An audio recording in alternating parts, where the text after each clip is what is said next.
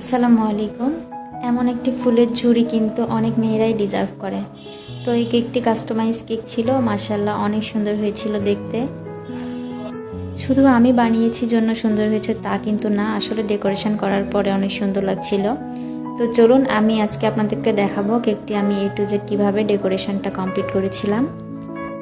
তো আমি প্রথমে সাইড দিয়ে হোয়াইট চকলেট দিয়ে আমি গানাশ দিয়ে এটা সাইডটা করে নিচ্ছিলাম। আর এটা কালার কম্বিনেশনটা কিন্তু অনেক সুন্দর ছিল। আর এই কাস্টমাইজ কেকটা আমি এই ডিজাইনটা প্রথমবার করলাম।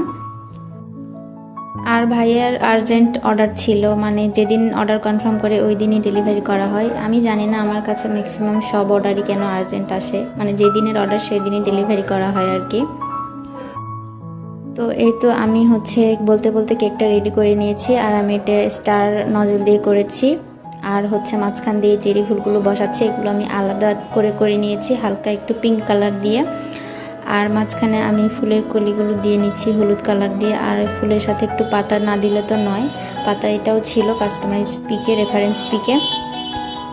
তো এই তো ফাইনালি আমার কেক রেডি হয়ে গেছে। আপনারা অবশ্যই জানাবেন কেকটা কত সুন্দর হয়েছে, কমেন্ট করে জানাবেন।